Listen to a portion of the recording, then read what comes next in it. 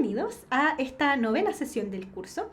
Hoy día vamos a seguir trabajando en la unidad de cinemática con el concepto de aceleración, pero hoy día nos vamos a centrar en ver el movimiento o ver qué es lo que sucede cuando nos movemos con aceleración constante. Entonces, para eso, lo que vamos a ver hoy va a ser movimiento con aceleración constante. Vamos a ver cuáles son las ecuaciones de movimiento que nos rigen este movimiento particular, o sea, cuál es la ecuación de posición, cuál es la ecuación de velocidad, y vamos a ver si alcanzamos a hacer un ejemplo para poner todo esto en práctica. Entonces, para empezar, quería recordar un poco esto de los modelos de análisis en física. Cuando empezamos con lo de velocidad constante, yo les dije que en verdad había muchos modelos de análisis que son maneras de abstraer o de modelar lo que estamos observando en la vida real y convertirlo a matemática. Entonces, los modelos de análisis que se ocupan en física, algunos de ellos son el modelo de partícula puntual, el modelo de sistema, el modelo de objeto rígido, de onda, etc.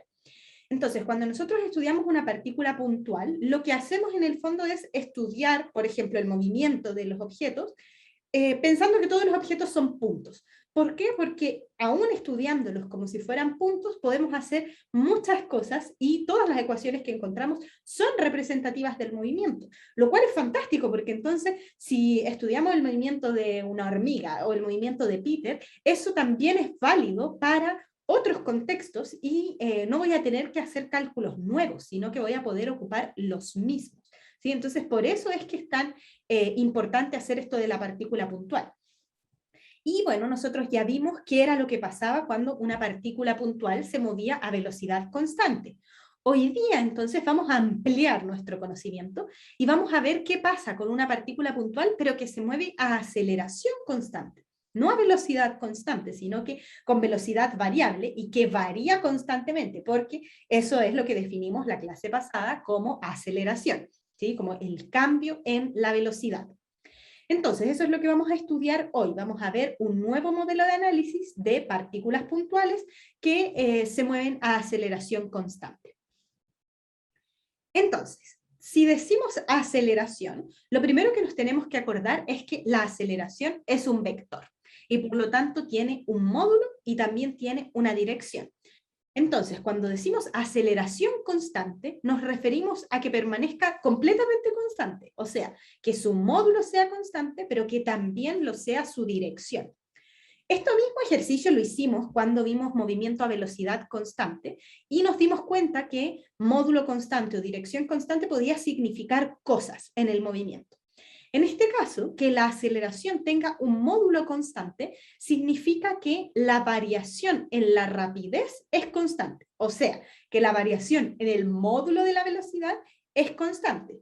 O sea, mirando solamente los números, eso es lo que estamos diciendo, ¿sí? Solamente el número asociado a la velocidad, sin la dirección, va a cambiar constantemente, ¿sí? Y además, si decimos que es una aceleración de dirección constante, entonces lo que estamos diciendo, a diferencia de lo que dijimos en el movimiento de velocidad constante, en verdad aquí el movimiento puede ser en una o en dos dimensiones. ¿Sí? En el movimiento a velocidad constante, nosotros decíamos ya, la velocidad constante, si tiene una dirección constante, entonces la velocidad siempre va a permanecer hacia una misma dirección y por lo tanto el movimiento va a ser unidimensional. Pero cuando lo decimos con la aceleración tenemos un problema, porque hasta el momento lo único que sabemos de la aceleración y de la dirección de la aceleración es que es la dirección hacia la que empuja el fantasma.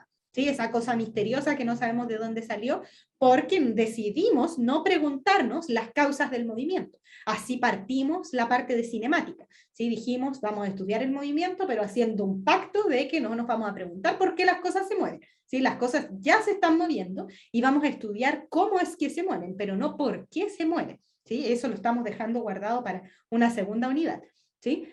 Entonces, en este caso, que el fantasma empuje en una cierta dirección no necesariamente significa que Peter o el objeto le haga caso. ¿Sí? Entonces, la verdad es que cuando hablamos de una aceleración con dirección constante, entonces la verdad es que eso puede ser un movimiento en una dimensión o en dos dimensiones o en tres dimensiones. ¿Sí? no tenemos restricción en este caso, si es que solamente decimos que la dirección de la aceleración es constante, porque la dirección de la aceleración no tiene que ver directamente con el desplazamiento, como la velocidad. Y ahí entonces nosotros podríamos decir, ah, ya, como se me desplazo hacia la derecha, entonces mi velocidad es hacia la derecha. Pero acá no. De hecho, la clase pasada vimos que no necesariamente si tengo aceleración hacia la derecha, no necesariamente tengo movimiento hacia la derecha. Puedo tener movimiento hacia la izquierda y entonces significa que estoy frenando, ¿sí? Porque la aceleración con la velocidad tienen signos contrarios. Entonces, eso es lo primero que quería que se dieran cuenta.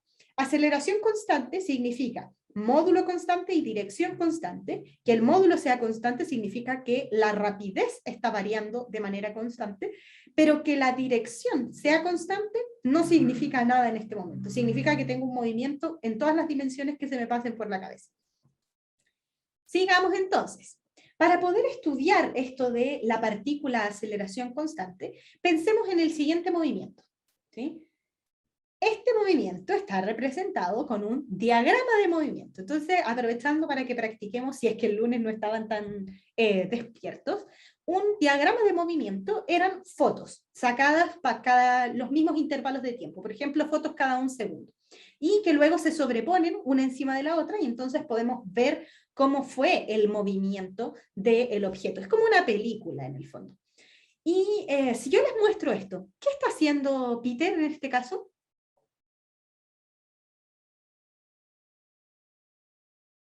Acelerando. Está acelerando, ¿cierto? Acelerando en el sentido cotidiano de aumentar la rapidez, ¿sí? Entonces, está acelerando porque yo veo que se va distanciando. Eso quiere decir que está yendo cada vez más rápido, porque está recorriendo más distancia en el mismo intervalo de tiempo. Entonces, mirando este movimiento, lo primero que yo podría hacer es hacer un gráfico, perdón, no un gráfico, una tabla con la velocidad y los tiempos. Entonces, en este caso podemos ver que para el primer instante llevaba 10 metros por segundo. Para el segundo instante llevaba 20 metros por segundo. Para el tercer instante, 30 metros por segundo. Y para el cuarto, 4 metros por segundo.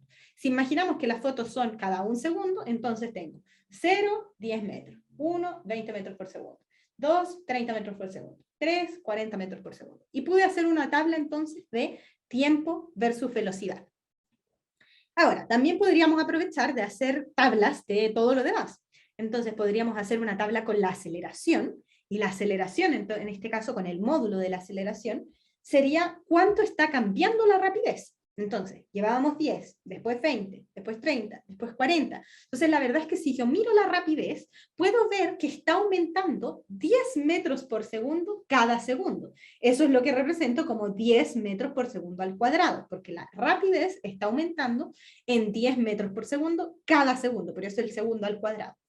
Pero además, podríamos representar la posición de Peter en todos estos instantes de tiempo y notar que, por ejemplo, en el instante 0 estaba en la posición que llamé 0, en el instante 1 estaba en una posición justo en el medio entre el 10 y el 20, o sea, 15 metros, después a los 3 segundos en 40 y a los 3 segundos en 75.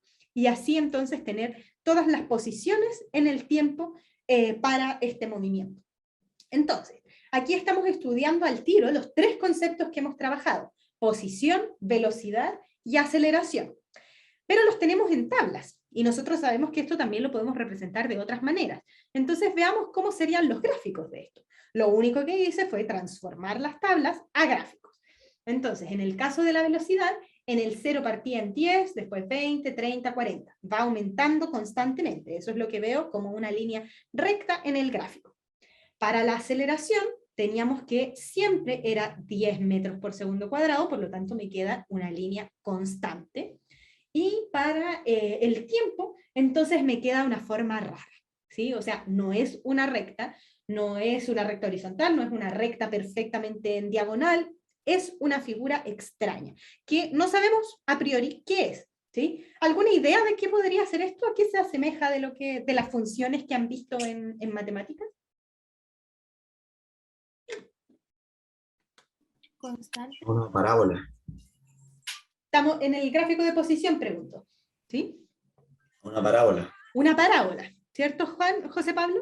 Podría ser una parábola. No lo sé, porque no veo el otro lado, no veo si de verdad es lo suficientemente redondita para hacer una parábola, pero podría serlo, ¿sí?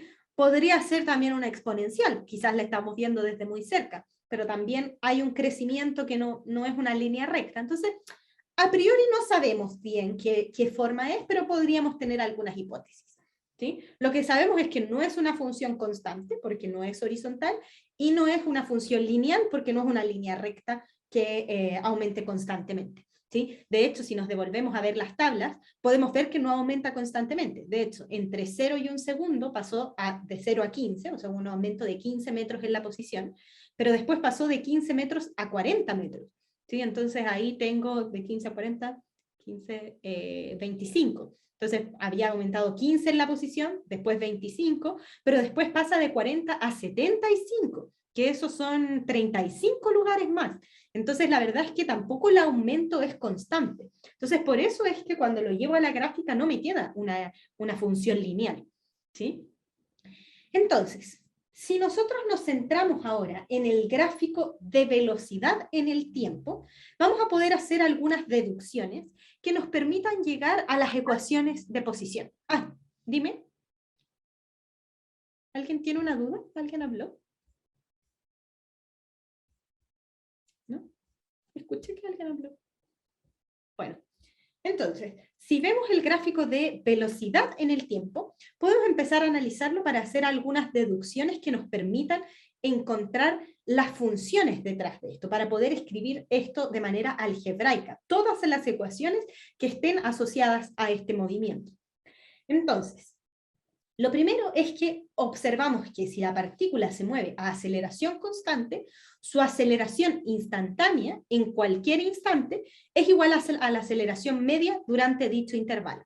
¿Por qué? Por lo mismo que hicimos cuando dijimos la velocidad constante. Porque resulta que si es constante, la aceleración media es como la aceleración promedio que yo podría sacar de todos los instantes. Es un valor representativo. Entonces, si yo tengo nota 7, después nota 7, 7, 7, promedio 7. Entonces, en este caso, porque la aceleración es constante, o sea, porque las notas son todas iguales, voy a tener que el promedio es igual a lo que pasaba de manera instantánea.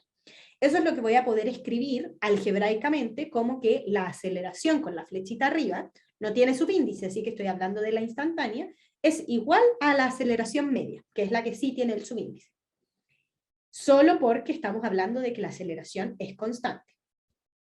Ahora, si seguimos, entonces lo anterior lo podemos escribir por componentes, porque eran vectores. Entonces yo podría escribir que la aceleración instantánea, lo que tengo en el lado izquierdo, es igual a la aceleración media. Y tuve que poner algunos subíndices para identificar cuáles son las componentes en X y cuáles son las componentes en Y. Entonces en este caso, A sub X es la aceleración instantánea en el eje X por X tongo, más la aceleración instantánea en Y por Y tongo. Este entonces sería un vector en 2 dimensiones para la aceleración instantánea. Y estamos diciendo que eso es igual a la aceleración media, que también podría tener 2 componentes. Entonces aprovecho de ponerle un segundo subíndice, ya teníamos la m de que era media, y ahora le ponemos x e y para separar a las 2 componentes. Ahora, vamos a hacer una suposición. Si es que nosotros suponemos, solo para que este cálculo en particular se nos haga más sencillo, si nosotros suponemos que el movimiento es unidimensional, y quiero poner harto énfasis en esto, porque este es un caso particular. Acordémonos que al principio dijimos que aceleración constante no implica unidimensional. ¿Sí? Vamos a tomar un caso particular para poder estudiarlo en detalle. Y de hecho, el lunes vamos a ver qué es lo que pasa si es que no hago esta suposición. ¿Sí? Entonces, solo para esta clase vamos a suponer que la aceleración, solo por este caso, es solo a lo largo de uno de los ejes. Supongamos que a lo largo del eje X. ¿Sí? Si es a lo largo del eje X, entonces las componentes en Y se me van a simplificar y me voy a quedar solamente con las componentes en el eje X. Y voy a poder escribir entonces que la aceleración a lo largo del eje X instantánea es igual a la aceleración media a lo largo del eje X. Solo en este caso en particular hicimos una suposición que en verdad podríamos no haber hecho, ¿sí? Pero lo vamos a hacer para partir con algo simple y después vamos a complicar las cosas. Entonces, Para evitar ser redundantes, como tengo a sub x en x tongo más a sub mx en x tongo, y hay muchísimas x, en verdad podemos omitir los vectores unitarios porque ya entendimos que es a lo largo del eje x, ¿sí? Porque todavía lo tengo escrito en los subíndices. Entonces aquí puedo de alguna manera simplificar los x tongo y decir que la aceleración en x es igual a la aceleración media en x, omitiendo los vectores unitarios y solamente acordándome de que estoy trabajando a lo largo del eje X por los subíndices que estoy utilizando. De esta forma, la dirección entonces está indicada, pero está indicada solo en los subíndices y no con vectores unitarios. Entonces, tenemos que la aceleración en X es igual a la aceleración media en X. Con esto, entonces, y solo en este caso, vamos a poder reemplazar la definición de la aceleración media en la aceleración instantánea, porque dijimos que eran iguales. Entonces, la aceleración media se define como el cambio de velocidad dividido en el cambio de tiempo, ¿sí? O el intervalo de tiempo. El cambio de velocidad en X tiene que ser, pues porque era la aceleración media en X. Entonces, solamente voy a mirar qué es lo que está pasando con la velocidad en el eje X. Gabriel, cuéntame. Profe, perdón, ¿por qué solamente en este caso se puede reemplazar la definición? Solo porque llegamos a la conclusión de que para este caso en particular de tomar un movimiento con aceleración constante, entonces solo si es que es con aceleración constante, la aceleración media es igual a la instantánea. Y por eso puedo reemplazar. Pero la aceleración instantánea no debería ser siempre igual a la media, ¿sí? Podría la aceleración también variar en el tiempo. Ok, vale, profe. Eso. Entonces, puedo escribir esta expresión, la aceleración en x es igual al cambio de velocidad en x dividido en delta t. Esta es la definición de aceleración media, entonces, si es que yo no digo que la aceleración es constante, esto está mal escrito, ¿sí? Porque esto debería ser la aceleración media en x, o sea, debería tener un subíndice m, la aceleración, para que se cumpla. Pero como sabemos que es un movimiento de aceleración constante, entonces la media es igual a la instantánea. Tenemos escrito eso.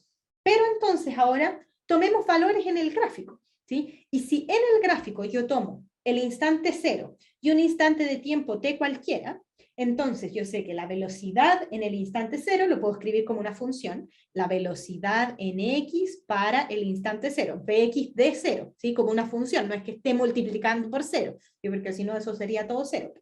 Entonces no, estamos diciendo la velocidad en x para el instante 0, y al mismo tiempo, en el instante t, yo voy a tener asociada una cierta velocidad que le voy a llamar velocidad en x para ese instante de tiempo t, que podría ser cualquiera. Entonces, si tomo estos dos puntos, la verdad es que podríamos reemplazar en lo anterior, porque teníamos que era, la aceleración en x era el cambio de velocidad dividido en el intervalo de tiempo. El cambio de velocidad sería la velocidad final, vx de t, menos la velocidad inicial, vx para el tiempo 0, dividido en el intervalo de tiempo que sería t menos 0. Eso en verdad, si es que simplificamos la parte de abajo, nos va a quedar que esto es igual a la velocidad en x, perdón, la velocidad en x para el instante t, menos la velocidad en x para el instante 0 dividido en t, que es el tiempo que me tomó hacer este cambio. Entonces, si de la ecuación anterior yo despejo la velocidad en x, voy a tener, me voy a devolver para que lo vean bien, aquí vamos a despejar bx de t. En el fondo va a pasar el t que estaba dividiendo multiplicando a la x de t, y el b0, el bx de 0 va a pasar sumando al otro lado porque estaba restando. ¿Cómo nos queda eso entonces?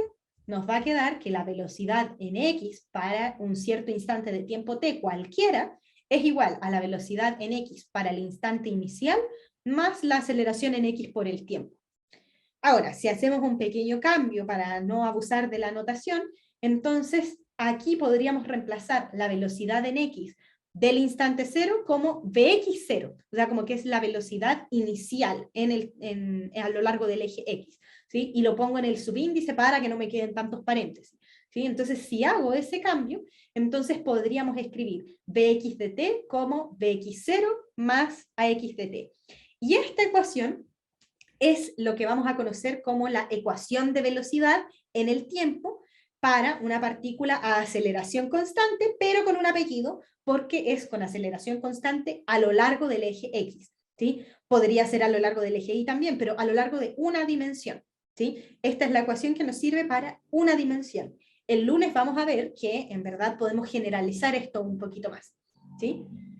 Entonces, tenemos esta que va a ser la ecuación de velocidad en el tiempo, y lo que nos permite en el fondo esta ecuación es, dígame un instante de tiempo y yo le digo qué velocidad llevaba el cuerpo, ¿sí? Solo necesito saber cuál es la velocidad inicial y cuál es la aceleración que está experimentando. Diego, cuéntame. Profe, esta entonces solo sirve para velocidad constante. No, para aceleración constante. Ahí dice, ecuación de velocidad en el tiempo para una partícula a aceleración constante. Si es que esto fuera a velocidad constante, no habría aceleración, pues porque no hay cambio en la velocidad, ¿sí? Entonces, esta sería la ecuación de velocidad que aplica para aceleración constante. Creo que sé para dónde va tu pregunta, así que te voy a explicar al tiro. Veamos qué pasaría en esta ecuación si es que la velocidad no cambiara. Si es que la velocidad no cambiara, entonces la aceleración sería cero, porque no habría cambio en la velocidad. Eso es la aceleración. Entonces, si la aceleración es cero, este segundo término es cero. Y por lo tanto, un movimiento a velocidad constante tiene una ecuación de velocidad que es igual a una constante, que es la velocidad inicial con la que empezó el movimiento. Por ejemplo, si yo tengo un movimiento a 15 metros por segundo hacia la derecha y pongo los positivos hacia la derecha, entonces yo sé que la velocidad para cualquier instante de tiempo es 15 metros por segundo hacia la derecha, porque no cambia. Entonces, en verdad, es una función constante. De hecho, no vale la pena escribir una función para eso, porque es constante. Entonces, podría yo simplemente decir, la velocidad es constante y es igual a esto. Escrito matemáticamente, es una función para cualquier instante de tiempo que no depende del tiempo, sino que es solamente igual a un valor numérico, ¿sí? Eso con la ecuación de velocidad. ¿Tenemos alguna duda hasta este momento?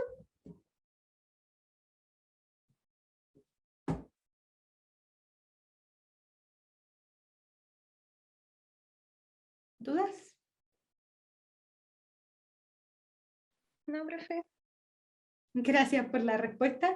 Bueno, les recuerdo además, porque esta clase es bastante importante, igual que la del lunes, que cualquier duda que tengan pueden hacérmela llegar por el chat para todos, pueden activar el micrófono, pueden levantar la mano, o si es que les da demasiada vergüenza preguntar en público, pueden hablarme en privado, pero lo más importante es que no se queden con dudas, ¿sí? Así que hablen al tiro si es que tienen alguna duda o si es que le van surgiendo también. Hablen en el chat privado por último si es que no se atreven, pero no se queden con dudas porque eso solamente los perjudica a ustedes, ¿sí? Sigamos entonces para ver cómo es que seguimos, porque encontramos la ecuación de velocidad en el tiempo, pero ¿se acuerdan que en verdad lo que a nosotros más nos importa es la ecuación de posición en el tiempo? Porque estamos estudiando el movimiento, y el movimiento es el cambio de posición. Entonces siempre el objetivo final es encontrar la ecuación de posición, ¿sí? Entonces, para encontrar la ecuación de posición, vamos a tener que mirar de cerca este gráfico. Pero vamos a hacer una cosa distinta el día de hoy, ¿sí? Normalmente cuando yo les mostraba gráficos y decía, ya, vamos a analizar el gráfico, tomábamos 2 puntos y veíamos la pendiente que unía esos 2 puntos, o después la hacíamos tender a cero y llegábamos a las derivadas, ¿sí? Pero hoy día vamos a hacer una cosa diferente, y es que en vez de mirar la pendiente de la recta, vamos a mirar, igual como hicimos en la mañana en el laboratorio, el área bajo la curva, ¿sí? Entonces, supongamos que este es el gráfico de velocidad en el eje X respecto al tiempo, ¿sí? Esta es una forma bastante sencilla de calcular el área bajo la curva, porque lo vimos en la mañana nomás. Podríamos hacer un rectángulo con un triángulo y calculamos el área bajo la curva. Pero para hacerlo de una manera general, y porque no siempre va a ser una recta, sino que podría ser una figura extraña, entonces una manera que se le ocurrió a un caballero, no me acuerdo bien a quién fue, de poder calcular el área bajo la curva, es poniendo rectángulos, ¿sí? Rectángulos uno al lado del otro, y en este caso es una línea recta, pero no sé si fuera una curva más extraña, entonces vamos a poner rectángulos que van a ir cambiando de altura para poder ver toda el área que hay bajo esta curva, ¿sí? Entonces, si se fijan, esto podría ser una buena aproximación para saber cuánto es el área bajo la curva, si es que yo sé cuánto es el área de cada uno de estos rectángulos y luego la sumo, ¿sí? Pero también hay que notar que hay áreas que aquí estoy perdiendo, ¿sí? Tengo espacios en blanco que no están cubiertos por un rectángulo, pero al mismo tiempo tengo espacios afuera que no deberían estar siendo contados, que también se están contando. Entonces, una manera de calcular el área bajo la curva es haciendo esto de los rectángulos y ver cuánto suma, ¿sí? Entonces, analicemos cuánto sería el área de uno de estos rectángulos. ¿Sí? Entonces vamos a agarrar un rectángulo cualquiera, que le vamos a llamar rectángulo I, para ponerle un subíndice. Por ejemplo, este podría ser el triángulo 1, el rectángulo 1, 2, 3, 4, pero si tengo muchos, entonces va a ser el rectángulo I, ¿sí? Entonces, si tengo el rectángulo I, ese rectángulo I va a tener una cierta área asociada, que le vamos a llamar A sub I, ¿sí? Es el área del rectángulo I. Y este rectángulo tiene un área que yo puedo obtener fácilmente como ancho por alto, ¿sí? El ancho en este caso vendría a ser el intervalo de tiempo, porque en el eje X tengo tiempo, entonces en el intervalo de tiempo que estamos cubriendo con este rectángulo, y la altura que tiene este rectángulo sería hasta que choco con la gráfica, o sea, con la curva que estoy graficando. Y entonces eso, como era un gráfico de velocidad, podemos pensar que cada rectángulo tiene asociada una cierta velocidad en X para este cierto rectángulo, por eso el subíndice Y, pero que es la velocidad media para este intervalo de tiempo, para el intervalo de tiempo delta t sub I. ¿Sí? Entonces, en este intervalo de tiempo, la velocidad media es justo el puntito del medio de la recta que queda dentro de este intervalo, y entonces le podríamos llamar velocidad media para ese intervalo, ¿sí? Me soplan en el chat que parece que fue el mismo Newton el que hizo lo de los rectángulos cuando estaba inventando el cálculo, ¿sí? Y la otra cosa que aún no vemos cómo se llama. Entonces, tenemos estos rectángulos con una cierta área. Eso es lo primero que tenemos que tener en mente.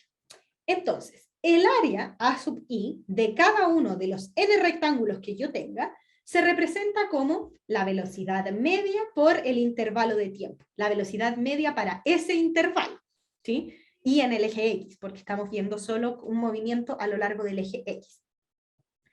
A partir de la definición de velocidad media, eso dejémoslo ahí guardado, el área se calculaba de esa manera.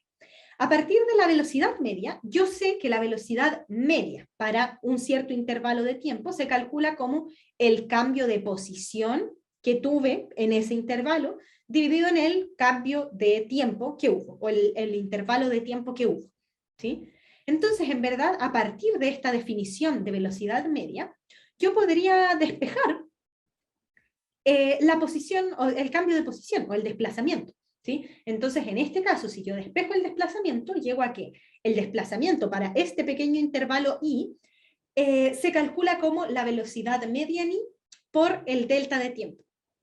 Pero espérense, porque esto lo acabábamos de escribir. Habíamos dicho recién nomás, que el área era la velocidad media por el intervalo de tiempo. Y ahora, en verdad, si es que yo lo hago con la definición de velocidad media, me doy cuenta de que el delta X, o sea, el cambio de posición, el desplazamiento en ese pequeño intervalo, también se puede escribir de la misma manera. Entonces, con eso, por transitividad en el fondo, puedo concluir que el área es igual a el desplazamiento. El área en uno de estos rectángulos es igual al desplazamiento pequeñito que se realizó en ese intervalo de tiempo que estamos estudiando. Entonces, buena onda, porque ahora sabemos algo nuevo. El área debajo de cada uno de esos rectángulos está representando el desplazamiento que hubo para ese intervalo de tiempo. José Pablo, cuéntame. Sí, es que estoy medio confundido porque salió el desplazamiento, porque ya yo sé que la velocidad media se calcula con el desplazamiento. Ajá. Pero ¿por qué es velocidad media y no es rapidez media? Porque estamos hablando de una velocidad, solo que omití el vector porque dije la dirección en el subíndice. Entonces estoy hablando de una velocidad, solo que a lo largo del eje X, que está dicho en el subíndice. No sé si eso aclara tu duda. Sí, la de la nomenclatura sí, pero por ejemplo, a mí siempre me enseñaron que en el gráfico velocidad-tiempo, el área bajo la recta era la distancia. Ya. Sí, bueno, El porque desplazamiento, porque puede el desplazamiento ser ceros en caso de que vuelva al mismo punto, ujú. pero me enseñaron que era la distancia y cómo puedo diferenciar si en el eje Y, o en este caso dice velocidad eje X, iría la velocidad o la rapidez. Mira, lo puedes diferenciar primero sabiendo cómo es el movimiento, pero hay una cosa que pasa con la rapidez, y que es que la rapidez no es negativa. ¿Sí? Entonces, si ves un gráfico en donde de repente esta cosa se va a los negativos, eso no puede ser rapidez, porque la rapidez es siempre un número positivo, es el módulo de la velocidad. ¿Sí? Y en general lo que uno representa es siempre la velocidad, porque le ponemos el signo, aunque sea implícito, le ponemos el signo de lo que estamos haciendo. ¿Sí? O ponemos la dirección, mejor dicho. A veces lo ponemos solamente con el signo para indicar izquierda, derecha o arriba, abajo, pero la dirección está implícita. Entonces, la verdad es que en todos estos gráficos siempre hemos estado hablando de la velocidad y no de la rapidez. ¿Sí? Es una confusión bastante típica, la verdad, en los colegios, y que tiene que ver con esto de que se enseña que la velocidad es igual a la distancia dividida en el tiempo, y que eso no es cierto, ¿sí? Porque de partida esa es la definición de media, pero de la rapidez media, no de la velocidad media, porque cuando tú haces distancia, eso no tiene dirección, entonces no puede ser un vector, no puede la distancia después transformarse en velocidad que es un vector, ¿sí? Entonces, creo que por ahí va la confusión. Ya, profe, muchas gracias. De nada. Ya, entonces, conclusión, sabemos que el área de uno de estos rectángulos está representando a el desplazamiento que se lleva a cabo dentro de ese pequeño intervalo de tiempo. Pero este es un rectángulo, y la verdad es que a nosotros nos gustaría ver qué es lo que pasó en general. Entonces, para eso podemos ver que el área total bajo la curva, aproximadamente, por esta aproximación que hicimos de que no nos calza perfecto con la línea recta, se obtiene como el área total es aproximadamente, por eso no hay un igual, hay un aproximado, como la suma de todas las áreas de los rectángulos. Ahora, ¿habían visto esta notación antes de las sumatorias? ¿O colapsaron en este instante? Sí, la de profe, la yo sumatoria, lo he sí. visto. Para la PSU también. ¿Ya? ¿Lo vieron en matemáticas el semestre pasado? No. No, llegamos hasta el límite del semestre pasado. Ya, ok. ¿Hay alguien que hable al tiro? Si es que no conoce esta notación de las sumatorias, me puede decir por interno si le da vergüenza. Pero la verdad es que yo sé que puede que haya muchos que no lo hayan visto. Yo no lo he visto, profe. Ya, perfecto. Entonces vamos a explicar qué es lo que significa esta notación, ¿sí? Esto significa, esta letra rara, primero, es una letra sigma, se llama, es una letra griega. Está escrita en mayúscula y está escrita bien grande porque lo que significa es que vamos a sumar todo lo que viene acá, ¿sí? Entonces, vamos a sumar trocitos o sea, áreas de rectángulos.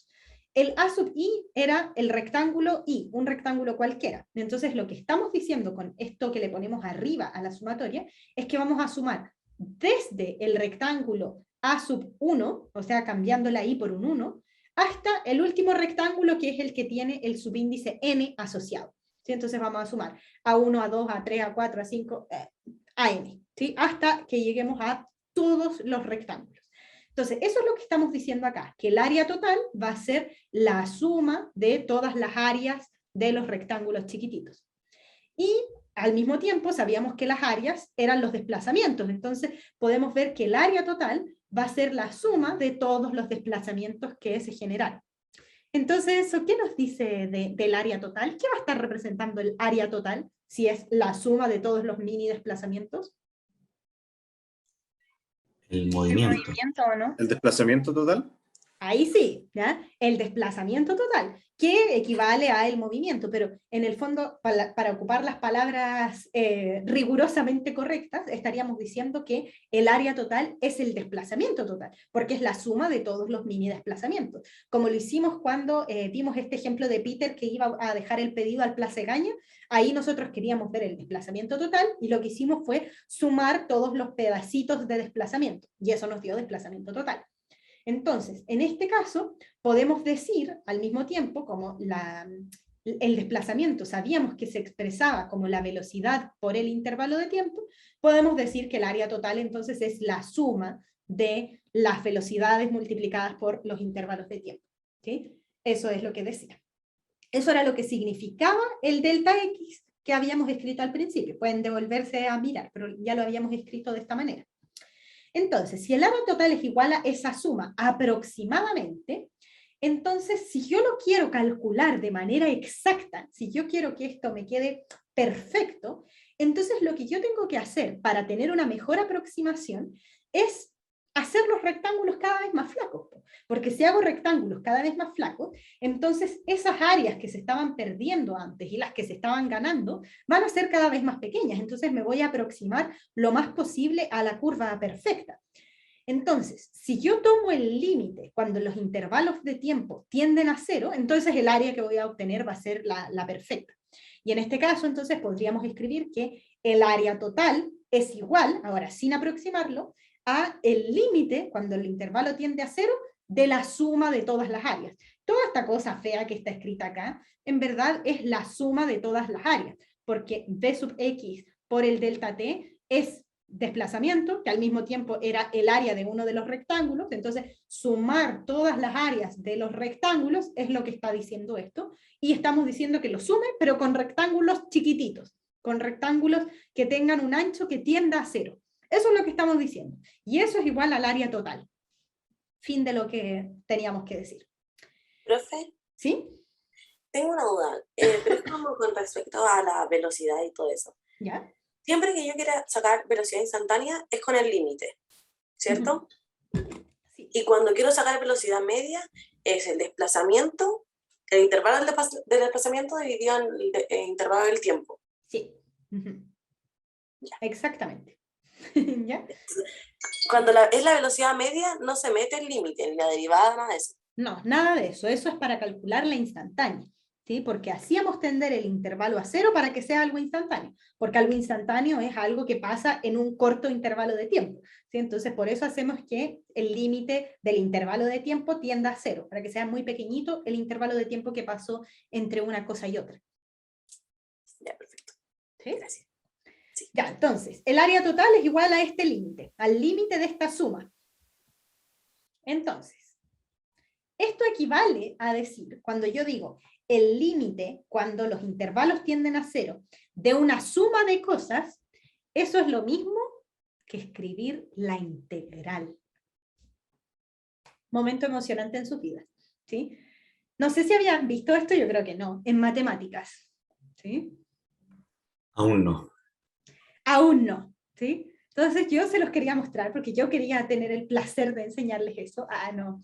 Pero porque no es algo difícil, ¿sí? La verdad es que es muy similar a lo que se hizo con las derivadas. Tenemos algo tendiendo a 0, pero en este caso lo que estamos haciendo tender a 0 es una suma, ¿sí? Y esa suma, fíjense que antes lo representábamos con la letra sigma, esta como un Pac-Man medio raro. Ahora para representar esta suma ocupamos esta letra, que no es una letra, es un símbolo, así como una culebrita que parece una S. Si hasta parece una S de suma, ¿sí? O sea, ¿cómo vas a asustar esto? ¿Sí? Es hermoso, es una suma de las cosas desde el inicial hasta el final de lo que teníamos adentro.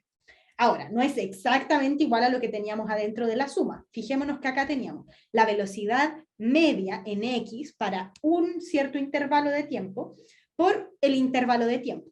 Pero dijimos que el intervalo de tiempo va a tender a 0. Entonces, cuando los intervalos de tiempo tienden a 0, ya no los escribimos con el delta. Es como que ahora los escribimos con la d. Entonces, eso es lo que está escrito acá. La velocidad en X, pero ahora, como el intervalo tiende a 0, la velocidad ya ni siquiera es media, pues, porque cuando hicimos tender el intervalo a 0, entonces la velocidad ahora se volvió instantánea, y el intervalo de tiempo se volvió tan pequeño que ya no lo escribo con el delta, sino que lo escribo con una d. Eso es lo que estamos representando acá.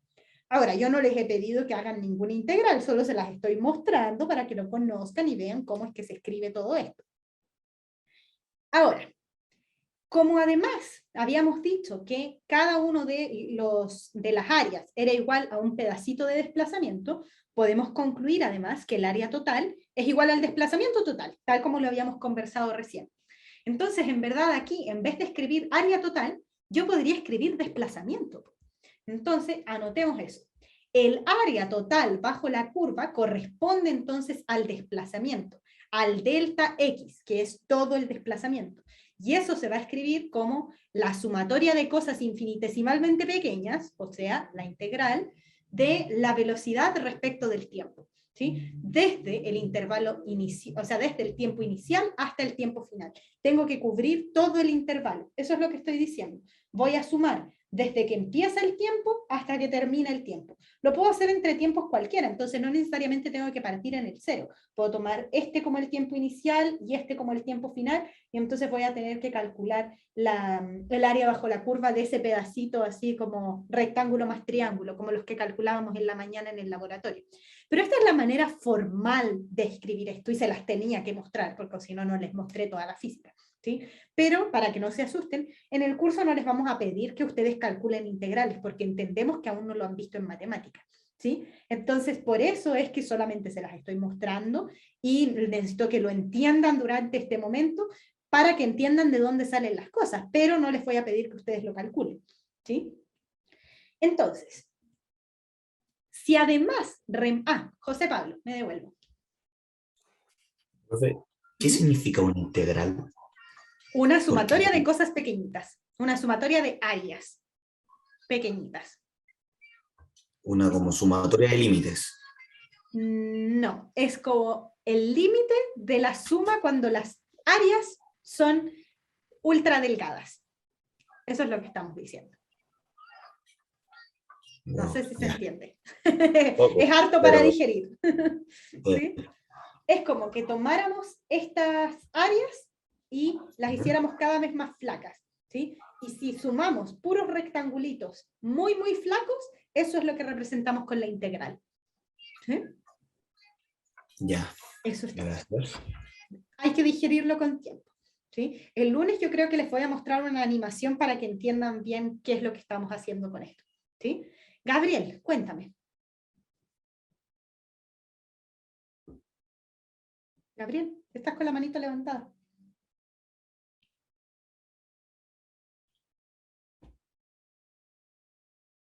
Se durmió Gabriel. Con manito levantada y todo se nos durmió. Ya, Gabriel a la 1, a las 2 y a las 3. Seguimos entonces. Esta era entonces lo que habíamos llegado, que el desplazamiento se calcula como la integral de la velocidad respecto del tiempo. Entonces, si además en esto que teníamos reemplazo la ecuación de velocidad que habíamos encontrado recién, la que escribimos como velocidad en x respecto del tiempo, que es la velocidad instantánea, pero escrita como función, cómo cambia en el tiempo, ¿sí? Entonces, lo que habíamos llegado antes, para que no se me pierdan, aquí teníamos la velocidad, ay, no sé dónde está el mouse, se perdió el mouse. Bueno, aquí teníamos la velocidad instantánea en x, pero no es constante, entonces no es una velocidad instantánea, va cambiando en el tiempo, de acuerdo a una cierta función, que ya la encontramos recién. Entonces, antes cuando habíamos dicho que la velocidad instantánea cambiaba del tiempo de acuerdo a una cierta ecuación, habíamos dicho que la velocidad instantánea para cualquier intervalo, para cualquier instante de tiempo, era la velocidad inicial más la aceleración por el tiempo.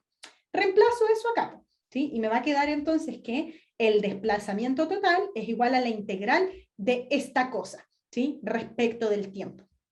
Y entonces, ahora podríamos resolver esta integral, ¿sí? Ya, Gabriel me dice, perdón, profe, no me dejaba prender el micrófono, quería consultarle por qué la integral se relaciona el tiempo final y el tiempo inicial. Ya, porque lo que ponemos acá en los límites de integración, o sea, desde dónde hasta dónde voy a integrar, es, en el fondo, la integral calcula el área bajo la curva. Entonces, yo aquí tengo que indicar qué área es la que voy a calcular. La voy a calcular desde un instante inicial hasta un instante final. El instante inicial podría ser el 0 y el instante final podría ser el último instante de tiempo que alcanza a ver acá en el gráfico, ¿sí? Y entonces calcularíamos toda el área bajo la curva. Eso es lo que representa la integral, ¿sí? Y Taf me pregunta, profe, ¿y el dt es la derivada del tiempo? No, se parece, porque es este mismo dt, pero al igual que como lo decíamos en las derivadas, es solamente para indicar que hay que derivar o integrar respecto del tiempo, en este caso. ¿sí? Entonces, lo podemos interpretar de dos maneras. Solo como que está indicando que lo que hay que hacer es respecto del tiempo, pero también podemos interpretarlo como un intervalo de tiempo infinitesimalmente pequeño, tan pequeñito que le llamamos dt en vez de delta t, ¿sí? Como que el delta se hizo tan pequeñito que ahora es una d, ¿sí? Esa es otra manera de pensarlo también. Pero lo importante es que al momento de resolver la integral es solamente un operador, ¿sí? Que nos está indicando que tengo que resolver la integral respecto a el tiempo, o que tengo que derivar respecto al tiempo, ¿sí? O sea, no hay que multiplicar por dt. Esa es la gran duda de todos, ¿sí? Porque a simple vista pareciera ser como que está multiplicado por dt, pero no, esta es otra operación, no es una multiplicación, sino que el paréntesis es una cosa a la cual yo le estoy aplicando la integral, ¿sí? Entonces la integral viene con el dt, y la integral, la culebrita la pongo por delante, el dt lo pongo por detrás, y eso entonces significa que tengo que integrar a lo que quedó entre medio. ¿Sí? Eso es lo que estamos diciendo. Profe, pero el D no tiene un cálculo que se hace. Ahora vamos a ver, porque voy a resolver esta integral, ¿sí? Porque la necesitamos, ¿sí? Entonces ahora vamos a ver cómo es que se ocupa el dt. Entonces tenemos que el desplazamiento total es igual a esta integral. Entonces, resolviendo se tiene, y aquí entonces me voy a cambiar a la pizarra, porque yo creo que vamos a necesitar hacer más cálculo, ¿sí? Entonces, en la pizarra teníamos que el delta x era igual a la integral desde el tiempo inicial hasta el tiempo final de la velocidad inicial en x más la aceleración en x por el tiempo. Todo esto integrado respecto al tiempo.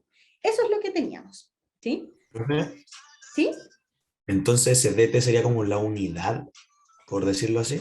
Es que no es exactamente la unidad, si lo leí en el chat, pero a lo que iba es que, mira, esto que tenemos acá está acompañado de esto, andan juntos, ¿sí? La culebrita con el dt son una cosa, que como que capturaron a lo que estaba dentro del paréntesis. Entonces, lo que me dicen es que el paréntesis es la función que quiero hacerle algo, y ¿a qué le tengo que hacer? La tengo que integrar. Es como cuando uno escribe, no sé, pues, por ejemplo, tienes ya...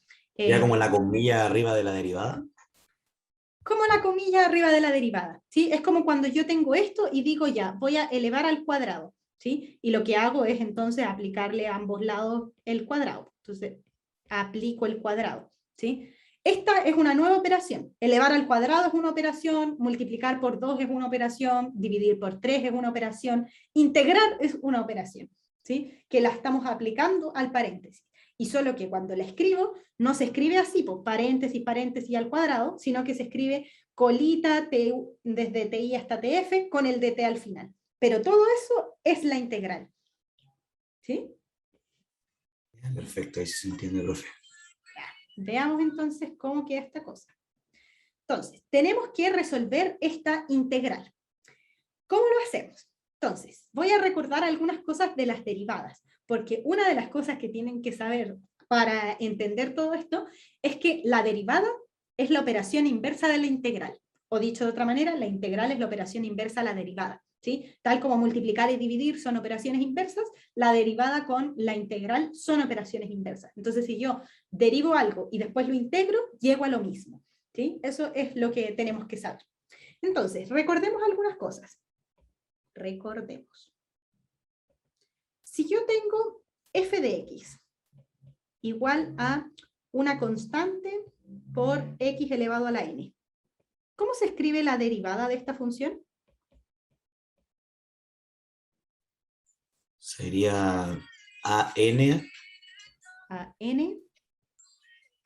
por x elevado a n menos 1. Elevado a n menos 1. ¿Sí? Eso es lo que sabemos de las derivadas. Cuando yo derivo una función polinomial que tiene una constante delante, entonces la constante se queda ahí esperando, el exponente baja a multiplicar a la constante y le tengo que restar 1 al exponente. ¿Sí? Eso es lo que sabíamos para las derivadas. ¿Sí? Entonces, ahora yo les voy a soplar cómo se hacen las integrales. Entonces, si yo tengo un f de x igual a por x a la n, entonces la integral de esta función, de f de x, respecto a x, ahí lo escribí, ¿ya? ¿Vieron? Teníamos al f de x, y yo le voy a aplicar la función integral, o sea, como que voy a integrar esta función. ¿Cómo escribo eso? Con la integral y el dx. Esas dos cosas son la integral, ¿sí? Y si yo quiero integrar esto entre cualquier valor, entonces lo que voy a tener, o desde un valor inicial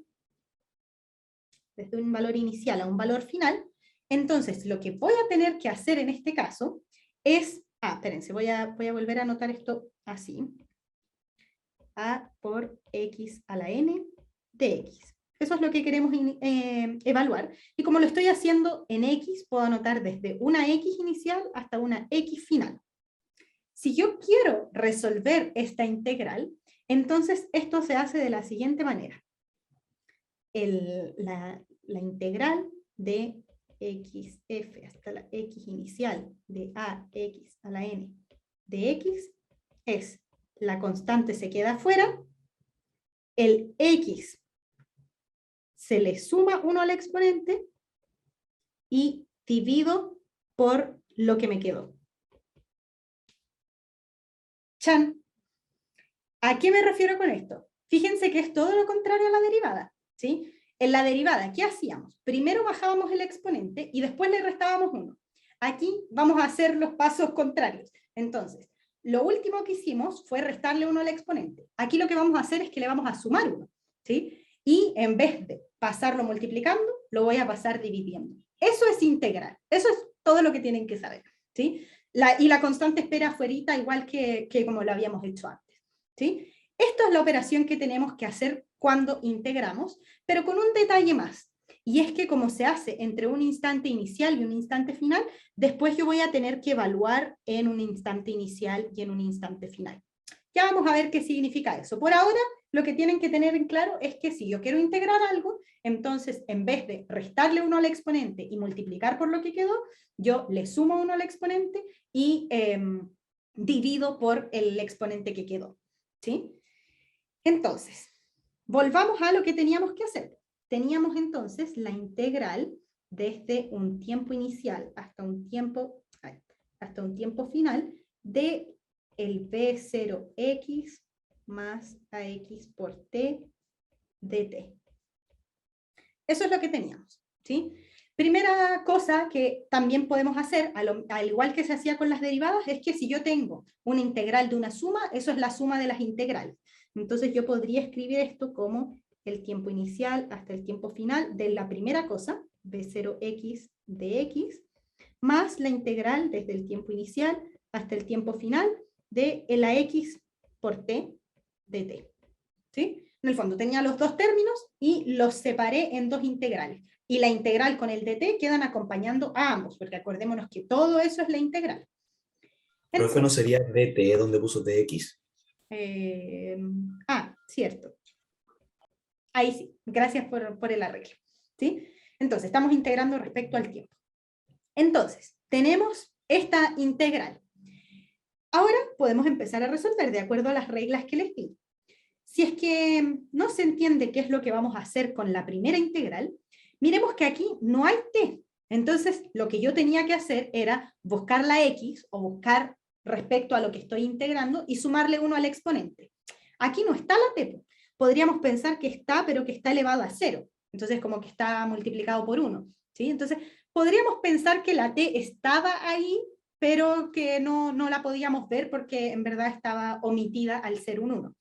Entonces, en este caso, si yo quiero integrar esto, ¿qué me va a quedar?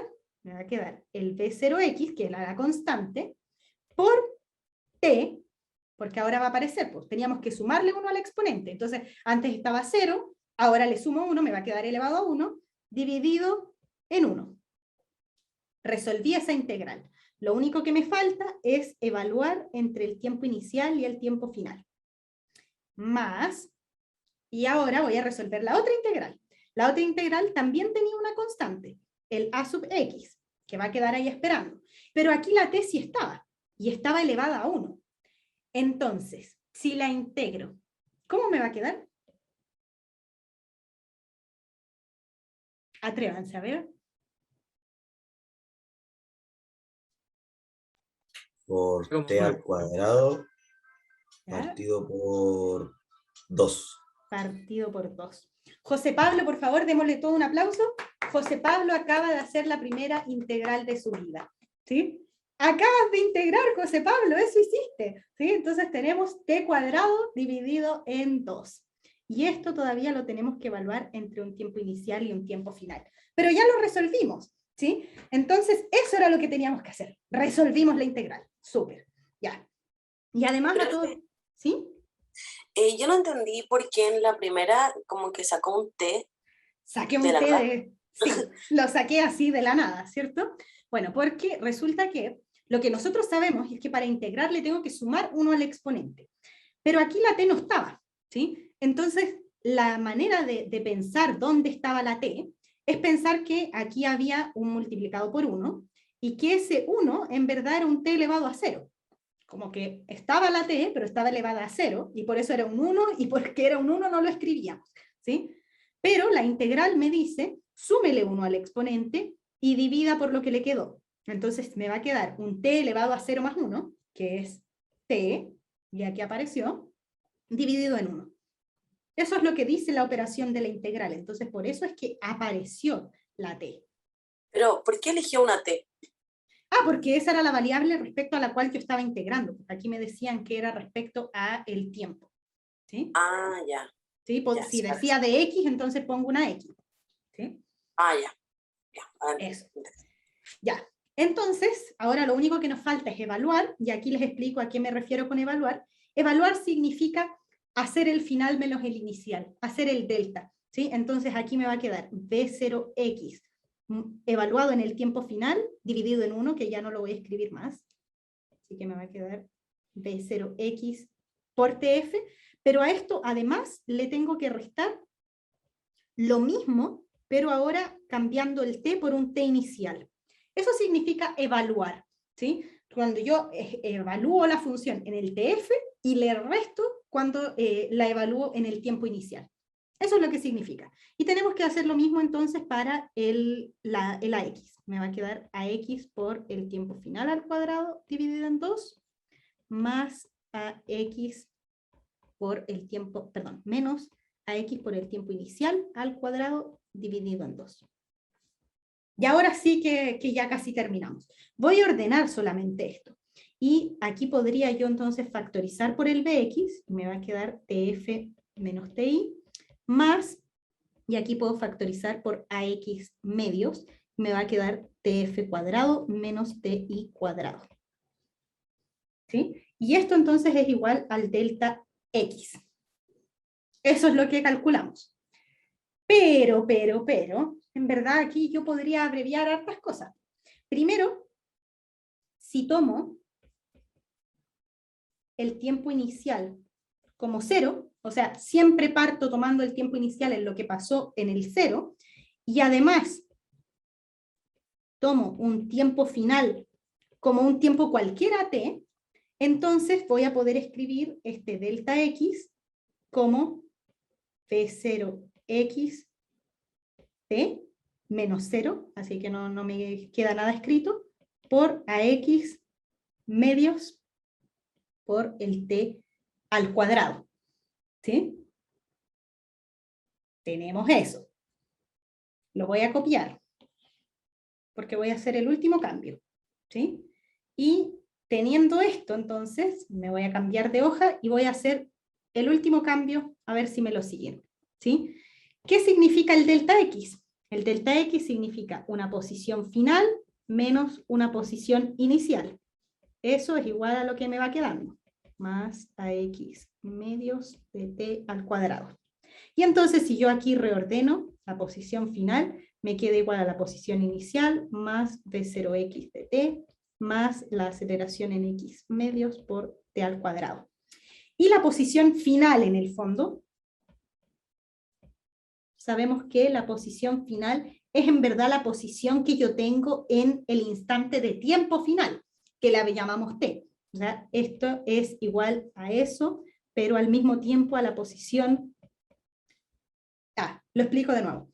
La posición final es la posición que yo tengo en el instante de tiempo TF, pero justo había dicho que el tiempo TF ahora se llama T, para que sea un tiempo cualquiera. Entonces, en verdad, la posición final la puedo escribir como un X de T, como una posición en un tiempo cualquiera, y entonces voy a poder escribir que la posición en el tiempo es igual a la posición inicial más B0X por T más AX medios T cuadrado.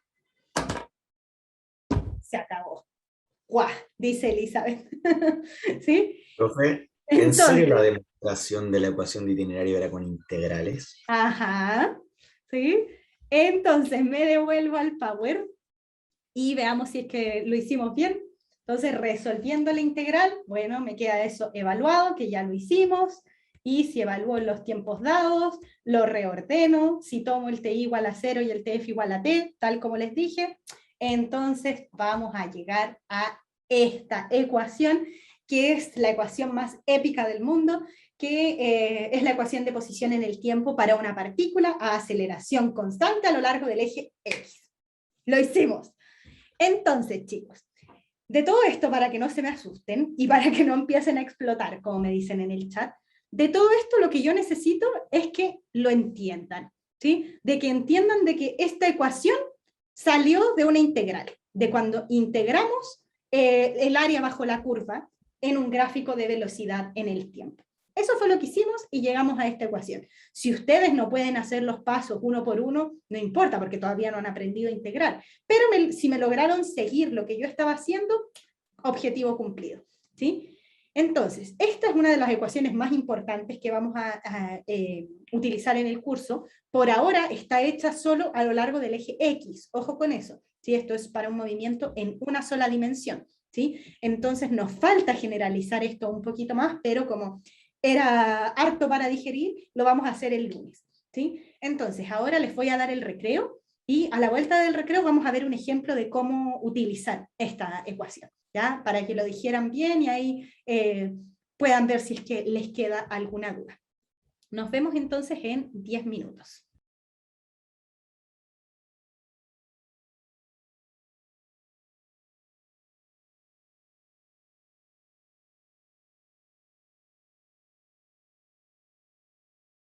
Volvimos, chicos.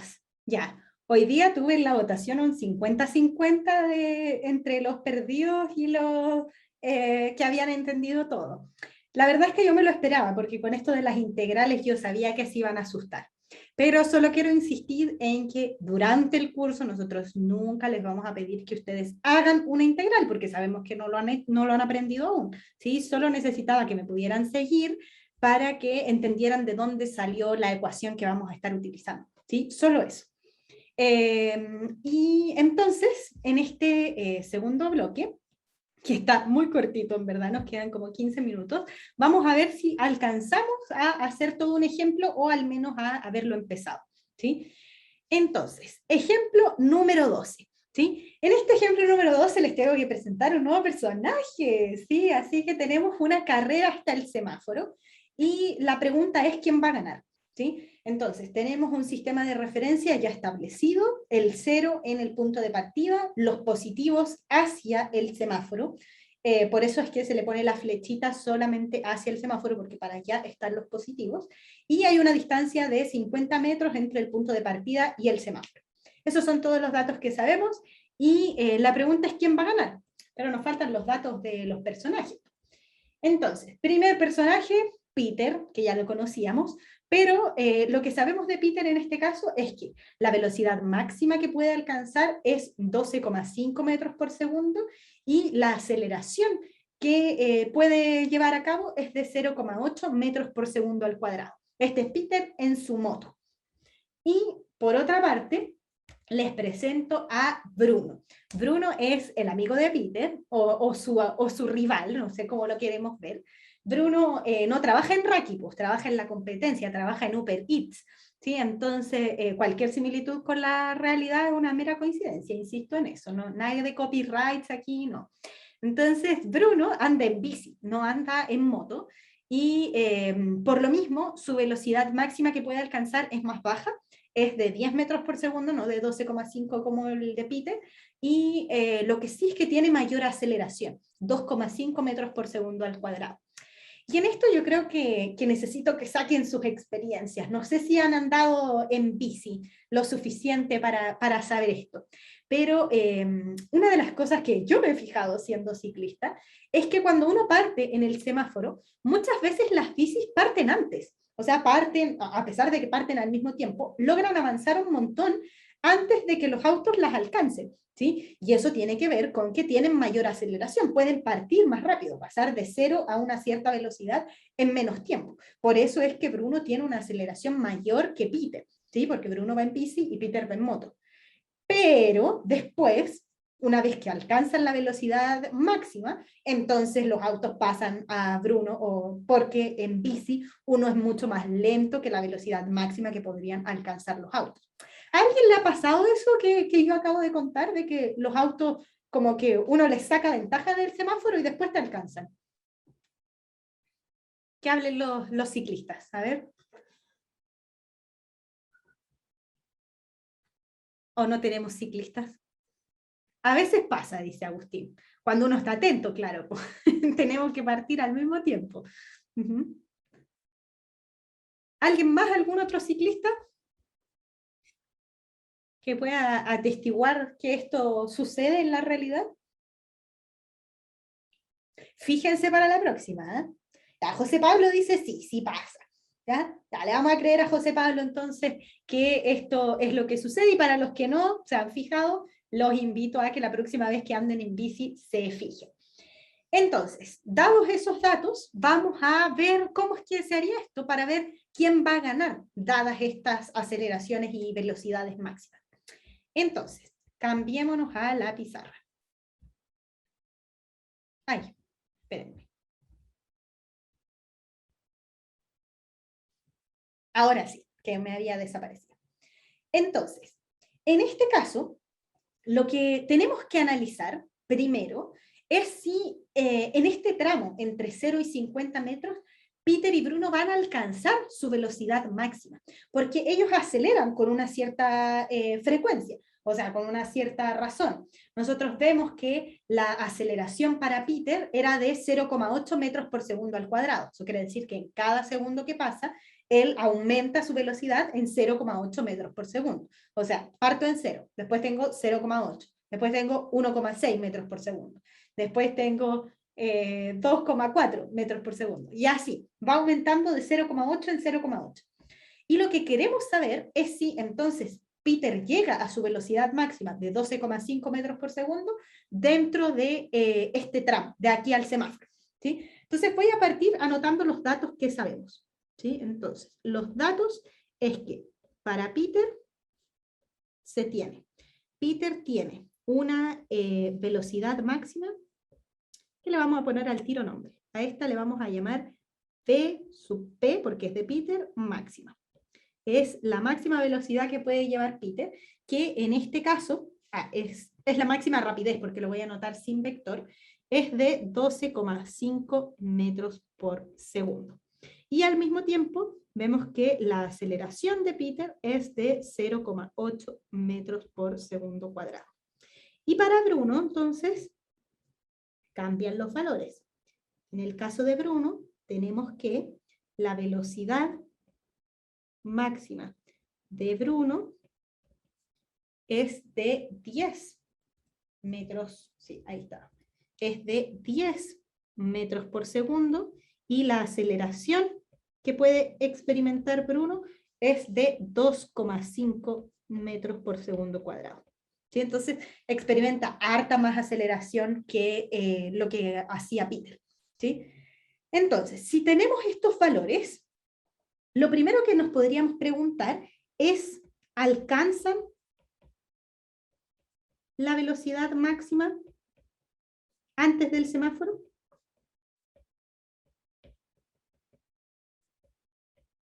Porque en el fondo tendríamos dos casos antes del semáforo. Porque tenemos dos casos. Si es que alcanzan la velocidad máxima antes del semáforo, entonces van a acelerar, acelerar, acelerar, van a llegar a la velocidad máxima y de ahí se van a permanecer en velocidad constante hasta llegar al semáforo. Si es que no lo alcanzan, entonces durante todo el trayecto van a estar aumentando su velocidad, ¿sí? Entonces, lo primero que nos podríamos preguntar es esto para ver si es que tenemos que analizar dos casos o un solo caso. Entonces, para poder ver si es que alcanzan la velocidad máxima antes del semáforo, lo que nos tenemos que preguntar es la ecuación de velocidad para estos tramos, ¿sí? Entonces, como se trata de un movimiento acelerado,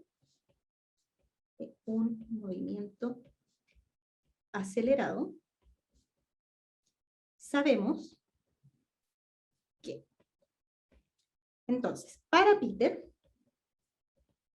sabemos que si es que esto es un movimiento acelerado, entonces la velocidad de Peter en este primer tramo, en el tramo con aceleración, para cualquier instante de tiempo, está dado por la velocidad inicial más la aceleración por el tiempo. Esa es la ecuación que vimos recién. Entonces, ¿cuál es la velocidad inicial con la que parte Peter en este ejercicio? 0, ¿no? Muy bien, Agustín. ¿Por qué 0? Porque están detenidos. Están En el detenidos. semáforo. Si no, sería injusto partir una carrera si uno ya viene avanzando, ¿sí? Entonces, se ponen los dos en el mismo lugar y desde ahí van a empezar a competir hasta el semáforo, ¿sí? Entonces, la velocidad inicial es 0. Vamos a tener entonces que esto es 0. Y además tendríamos que sumar la aceleración por el tiempo. En este caso, la aceleración es la aceleración de Peter. Lo voy a mantener algebraico y al último reemplazamos los valores para que se nos haga más sencillo. Entonces, vamos a tener 0 por la aceleración, 0 más la aceleración de Peter, que eso es lo mismo que la aceleración de Peter por el tiempo. Ahora, con el signo, yo fui y lo chanté positivo, pero lo que tenemos que tener en cuenta es lo que discutimos la clase pasada, ¿sí? En este caso, Peter está aumentando su rapidez y por lo tanto la aceleración debería tener el mismo signo que la velocidad, porque sabemos que signos iguales aumenta la rapidez. Entonces, en este caso, si tomamos los positivos hacia la derecha, la velocidad de Peter es hacia la derecha y por lo tanto, para que acelere, el fantasma también tiene que empujar hacia la derecha y entonces la aceleración también es positiva. Entonces, resumiendo, sabemos que la velocidad de Peter en este primer tramo se puede calcular como la aceleración por el tiempo. ¿Y para Bruno? ¿Cuál sería la velocidad inicial para este primer tramo de Bruno? 0 igual. 0 también, ¿cierto, Diego? Porque también tiene que partir desde el reposo. La única diferencia, en verdad, es que Bruno acelera con otra aceleración. Entonces le vamos a llamar A sub B, ¿sí? Entonces, en verdad, podemos resumir esto como que la velocidad de Bruno para este primer tramo en cualquier instante de tiempo se calcula como la aceleración de Bruno por el tiempo, ¿sí? Entonces, esto es como cambia la velocidad para cualquier instante de tiempo. Lo que a nosotros nos gustaría saber es si, cuánto se demoran entonces en alcanzar la velocidad máxima.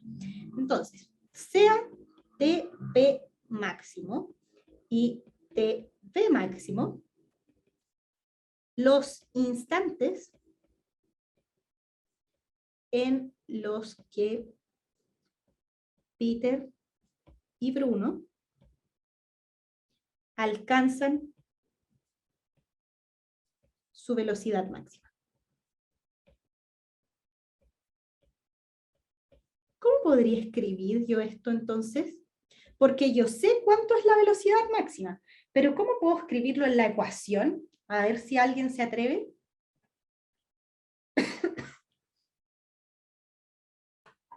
Porque esta ecuación que tengo acá escrita, velocidad de Bruno, es para cualquier instante de tiempo, ¿sí? Yo le puse un nombre ahora. Tengo, ¿cómo se llama? El instante de tiempo en el que se alcanza la velocidad máxima. ¿Cómo puedo escribir eso en la ecuación entonces? Sería la velocidad máxima Ya, igual a la aceleración por tiempo máximo. Perfecto, ¿sí? Entonces, vamos a anotarlo en orden. Primero para Peter, ¿sí? Entonces, para Peter tenemos que la velocidad de Peter máxima que se puede alcanzar es lo mismo que evaluar Voy a explicar lo que dijo José Pablo rápidamente. Es evaluar la ecuación de velocidad para Peter en el instante de tiempo TP máximo, ¿sí? Y eso es lo mismo que poner el AP por el tiempo de Peter máximo. En el fondo es reemplazar el T por TP máximo, ¿sí? Eso es lo que estamos haciendo y eso es lo que nos va a arrojar entonces la velocidad máxima para Peter. De aquí la verdad es que ya conocemos hartos valores, porque sabemos cuánto es la velocidad máxima que puede alcanzar Peter, sabemos cuál es su aceleración, y lo único que no sabemos es cuánto tiempo tarda en llegar a alcanzar esa aceleración, ¿sí? Entonces despejémoslo.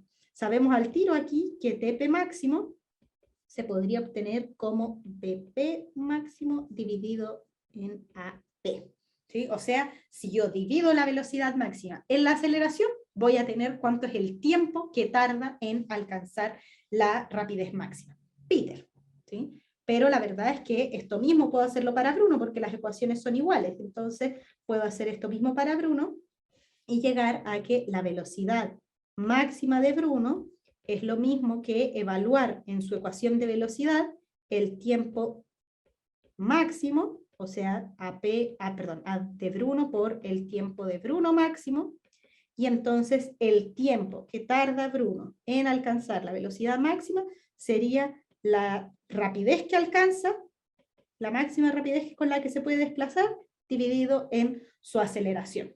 A esta les vamos a poner 3 y 4. Eso es lo que sabemos hasta el momento. Podemos saber entonces cuáles son estos tiempos. Ahora, yo lo podría mantener algebraico, pero la verdad es que quiero saber cuánto es ese tiempo para saber si es que lo alcanzan a hacer antes del semáforo o no. Entonces, lo que voy a hacer ahora es reemplazar los valores conocidos, ¿sí? Para poder calcular cuánto se demora. Entonces, reemplazando los valores conocidos,